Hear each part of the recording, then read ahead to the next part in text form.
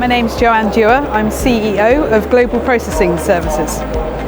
So Global Processing Services is an issuer processor, and that means we're the third-party technology provider behind issuing banks, servicing fintechs and providing that connectivity to the scheme, Visa and MasterCard, to the issuing bank and to the card bureau. So GPS started off as a company to service our own needs for our own sister company. That first company was called FlexiCard, and it created gift cards for shopping centres such as Into or Westfield. And we were using another processor, but we became increasingly frustrated by the lack of ability to be able to move quickly to take a new product to market, or maybe to have a promotion for Valentine's Day or something like that. So the platform was built with the needs of the program manager in mind, but actually having built that platform, it was something that met a much wider need, and so very quickly we were invited to service much larger programs. And then it became the fact that the configurability of our platform, the fact that it got a huge suite of APIs and it was fully tokenized, meant that it was in the perfect spot to support the Challenger Bank race as it emerged.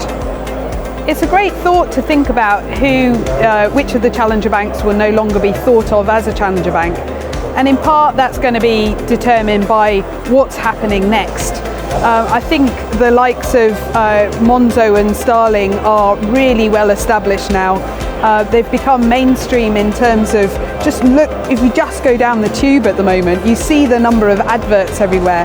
The whole of the Challenger Bank ecosystem has been accepted as mainstream. What we get to see at GPS is what's coming next. So we're effectively operating as the incubator for the next generation of what's coming behind, and that's super exciting. I think the Challenger banks are now so mainstream that they're actually now the ones leading the way, and it's the incumbent banks that are having to work out how to challenge them back.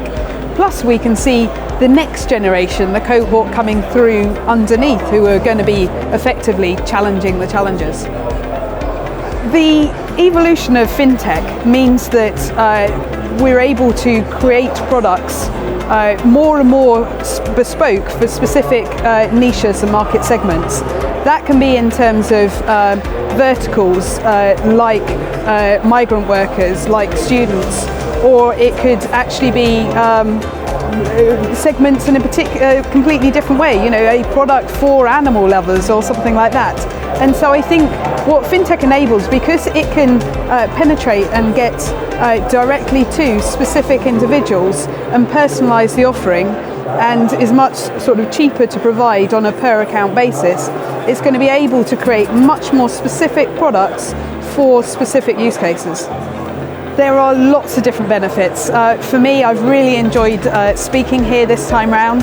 That's created a whole new level of awareness of what we do within the ecosystem, which has been really valuable for our business development team.